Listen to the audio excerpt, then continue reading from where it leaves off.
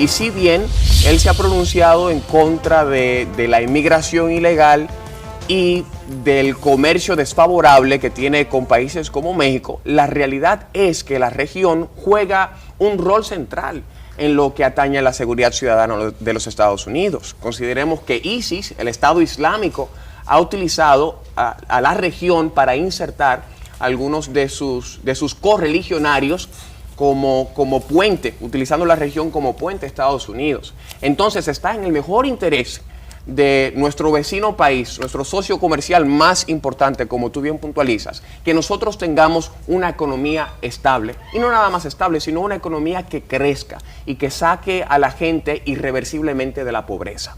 Bien, ahora, es preciso que nosotros, para competir en el mercado global, vayamos mucho más allá de la exportación de productos primarios. Tenemos que desarrollar una cultura de transformación del producto primario para poder ser relevantes en el mercado internacional. ¿Y cómo hacemos eso aquí, localmente? Yo creo que es muy importante que revisitemos las estructuras de poder.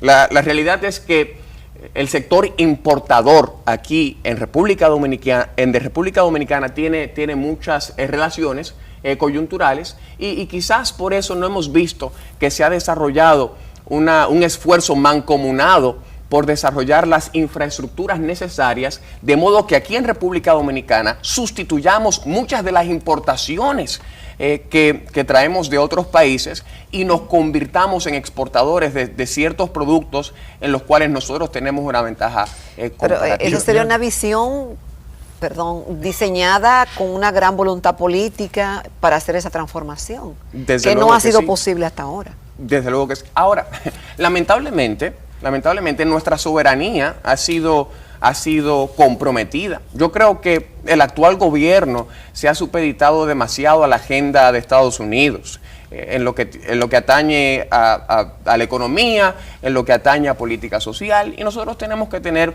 una agenda nacional, claro, buscar modos y maneras de establecer nexos y cultivar nuestra amistad con los Estados Unidos, pero tenemos que tener una agenda nacional de naturaleza. O sea, muchas veces decimos, ay sí, que nos den ayuda, que USAID y todo lo demás, pero como hablábamos antes de empezar el programa, lo que nosotros necesitamos es que el Estado se quite del medio. Y cuando digo Estado estoy refiriéndome a Estados Unidos. ¿Qué hace Estados Unidos y la Unión Europea? Le da cientos de miles de millones de dólares en subsidios a agricultores de sus naciones que no tienen una ventaja competitiva real ante nosotros en lo que respecta a los agronegocios. Pero eso es una hipocresía, porque a nosotros nos condenan cuando hacemos eso y nos evitan hacerlo.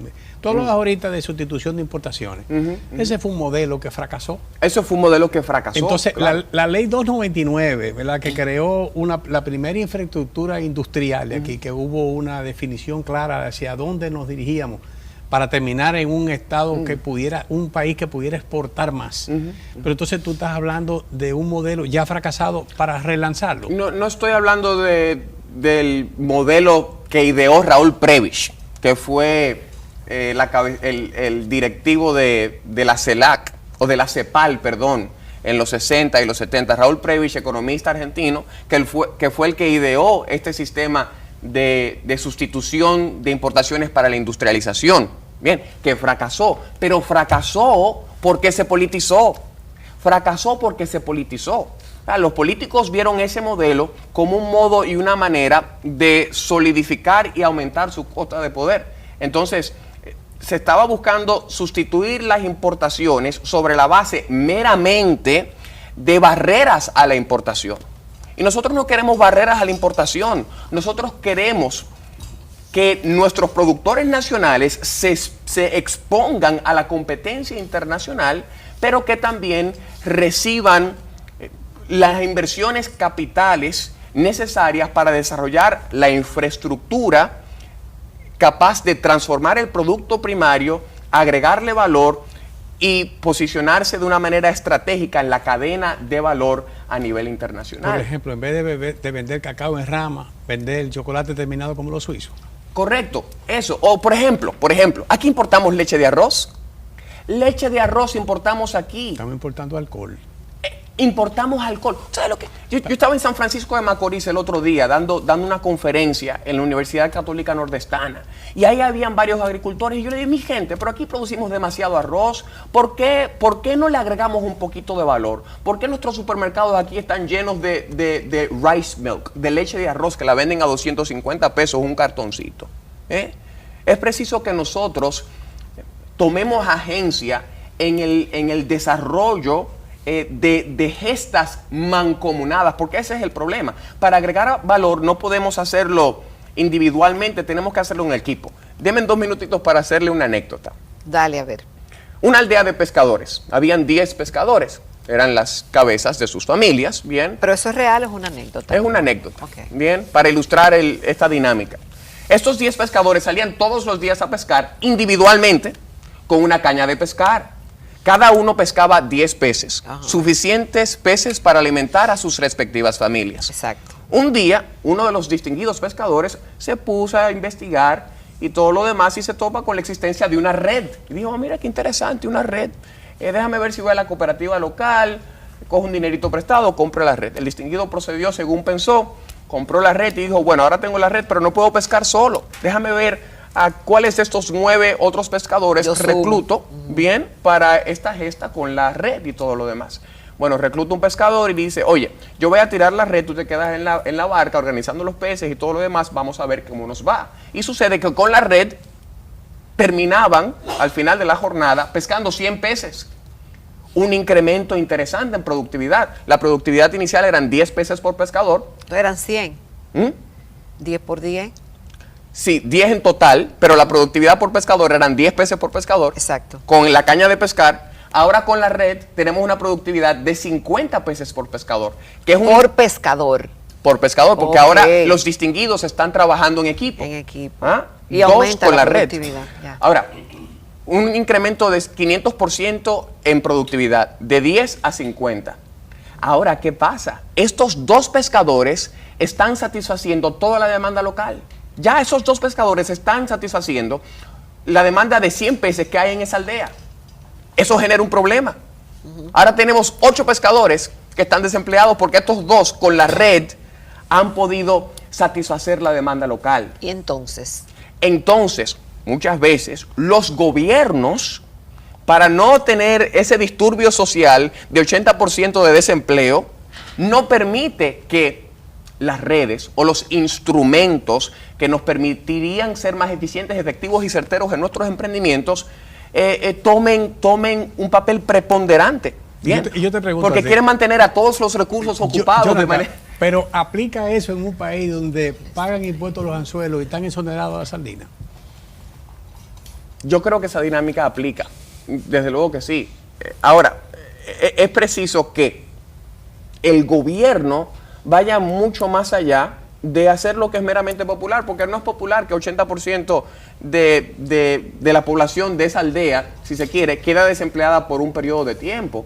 Pero para que nosotros podamos ser relevantes en el mediano y largo plazo, en la economía global, esas transformaciones tienen que tomar lugar. En este programa hemos dicho anteriormente que el emprendimiento es una dinámica creativa destructiva, donde lo nuevo destruye a lo viejo de inferior desempeño. El carro destruyó al caballo, al camello y al burro, las computadoras a las máquinas de escribir, los bombillos eléctricos a los bombillos de querosén. Y en términos políticos, nosotros tenemos que destruir el sistema político clientelar que tiene al Estado en sobrepeso y al pobre sin un peso. Eso se destruye con meritocracia. Bueno, vamos a un corte, me gustó mucho ese final y en breve regresamos con esta interesante entrevista.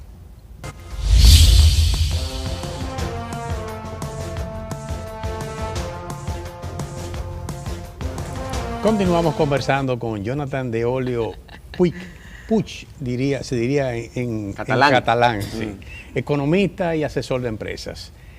Tu libro, Emprende Dinámica, y me dedico a promoverlo, ¿verdad? En este aspecto, en esta sección, tiene en la página 79 una referencia de unas estrofas de una canción de Julio Iglesias, que dice, llegar a la meta cuesta, te cuesta tanto llegar, cuando ya estás en ella, mantenerte cuesta más. ¿Qué significa eso, Jonathan? Después que una empresa o un empresario ha llegado a un punto con tantísimo trabajo, ¿le da más trabajo mantenerse ahí? Sí, sí. De hecho, el éxito puede constituirse en una piedra de tropiezo. Consideremos a la compañía Kodak, don César. La compañía Kodak tenía la patente para la cámara digital y dijeron, no vamos a utilizar esta patente porque no podemos destruir este gran mercado que nos hemos granjeado. Entonces dejaron expirar la patente y vinieron otros pequeños más sagaces y le robaron el mercado y llevaron a la Kodak, ese gigante, lo llevaron a la quiebra. Bien, porque no se reinventaron. Entonces llegar a la meta te cuesta tanto llegar, más cuando ya estás en ella, mantenerte cuesta más. Oye, una cosa, Jonathan, ¿hay que reinventarse constantemente? Sí, desde luego que sí. Hay que reinventarse constantemente, pero tener una continuidad en lo que atañe a los principios y a los valores. Bien, los principios y valores de Apple son los mismos, pero se ha reinventado a través de los tiempos y ha sido diligente en no adaptarse al cambio, sino en crear el cambio. Tenemos que ser gestores del cambio. Sí, desde luego que sí. Y tenemos que... ¿Por qué no pueden copiar a Apple? Los chinos, por ejemplo, te lo hacen igualito y tú lo ves y tú dices, pero mira, esto es un iPhone, pero cuando lo comienzas a utilizar es diferente. ¿Por qué no lo pueden copiar? ¿Por qué?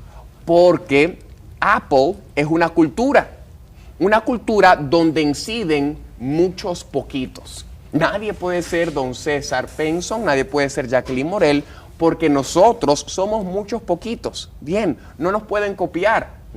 Lo mismo sucede con la empresa. Cuando tú desarrollas una cultura donde se cree unidad en la diversidad, donde se invite a una diversidad de talentos que operen sobre unidad de criterios, es muy difícil que te puedan copiar. Steve Jobs no era ingeniero. Steve Jobs era un distinguido súper creativo, con una visión artística de la tecnología. Bien, empleaba a los más superdotados de sus áreas. Y él era cual director de orquesta, que le daba la partitura a cada músico. Y él le daba las espaldas a la audiencia y amalgamaba las partes individuales en un todo, de modo que el todo fuese más que la suma de sus partes individuales. Jonathan, en nuestro país se habla de que hay mucho crecimiento económico y somos líderes en países del área por un crecimiento constante en varias décadas. Sin embargo, se ha podido constatar, y así lo testiguan organismos internacionales, que nuestro crecimiento, si bien es cierto, es real, ha sido sin inclusión. ¿Cómo coordinar esas dos cosas para que se derrame y que llegue a la gente y que más personas de la clase baja, socialmente deprimida, pues puedan emerger y mantenerse ahí, quedarse ahí? Para que ese efecto multiplicador se desarrolle en toda su plenitud, lo primero que tenemos que hacer es quitar al Estado del medio. El Estado se ha posicionado como el Mesías del pueblo. Las visitas sorpresa, que tienen su mérito, pero su habilidad de crear un efecto multiplicador real y sostenible es bien bajo. No lo es. O sea, ¿cuánto invierte el presidente Medina en las visitas sorpresas? No llega ni a $25 millones al año. Bien, y eso no necesariamente crea un efecto multiplicador y no necesariamente es lo que está pidiendo el mercado. Porque ¿qué nos dice Adam Smith, el padre de la economía moderna? Que las fuerzas de oferta y demanda son fuerzas invisibles. Nadie me tiene que decir a mí que me ponga a estudiar, que me ponga a escribir, que me ponga a analizar, porque eso yo lo hago por mi propio interés.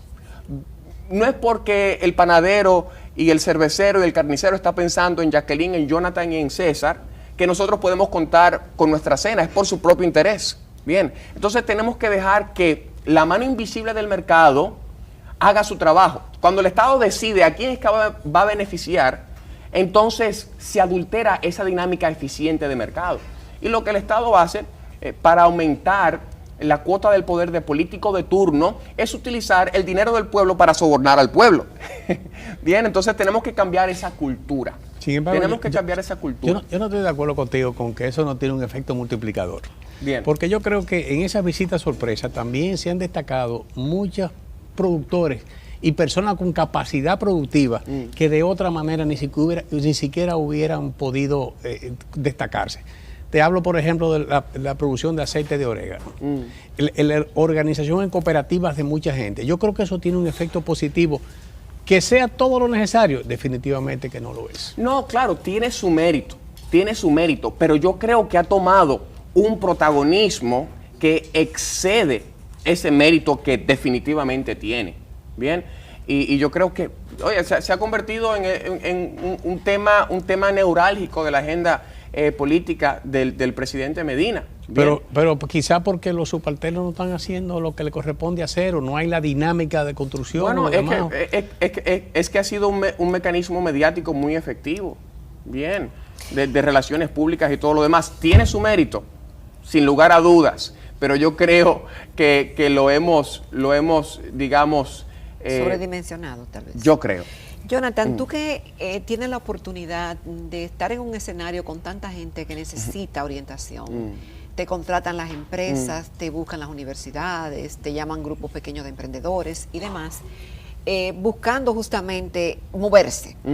Y tú hablas de lo que debe ser un tema neurálgico. Entonces la pregunta, ¿qué debe ser un tema neurálgico basado en tu experiencia en la sociedad dominicana ahora mismo? Yo creo que en lo que respecta específicamente a emprendimiento, que es donde me he desarrollado y lo que he estudiado de manera profunda sobre suelo y bajo cielo quisqueyano, lo que demanda la comunidad empresarial vigente y emergente es un abordaje más metodológico a la gestión de negocios. ¿Cómo así? Muchas veces emprendemos utilizando meramente el método de ensayo-error, de probando es que se sabe. Y si bien probando es que se sabe, es mejor saber antes de probar para nuestros recursos bien administrar. Claro. Bien, entonces... Y sobre todo si hay otro que han probado. Claro que sí. Y sobre todo cuando tenemos acceso a tanta información. Pero en medio de ese panorama de sobreabundancia de información, yo creo que tenemos un déficit de atención y un déficit de colaboración.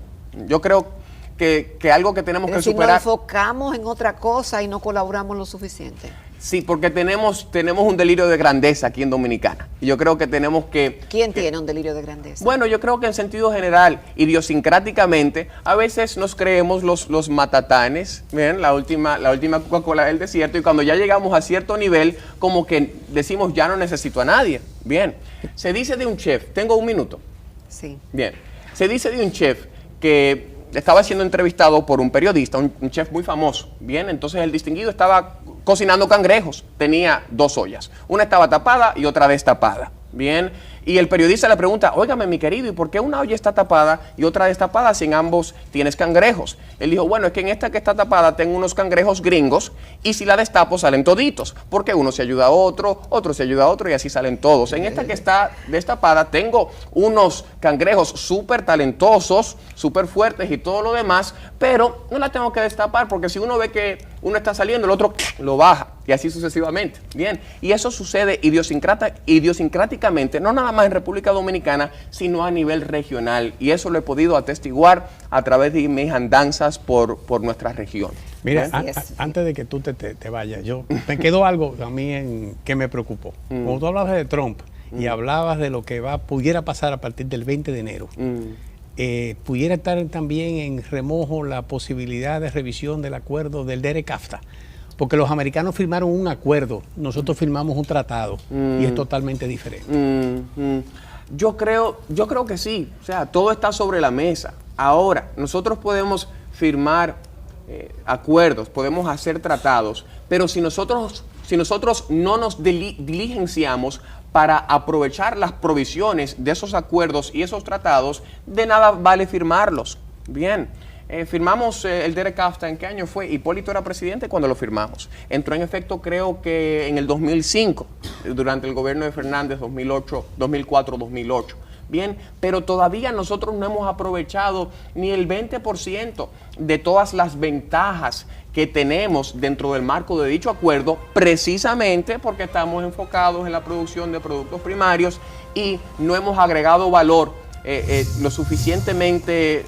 No hemos agregado valor, no nada más al producto primario, sino a la capacidad del productor dominicano en lo que atañe a apreciar la necesidad inminente que tenemos de insertarnos en mercados globales, porque somos un país relativamente pequeño.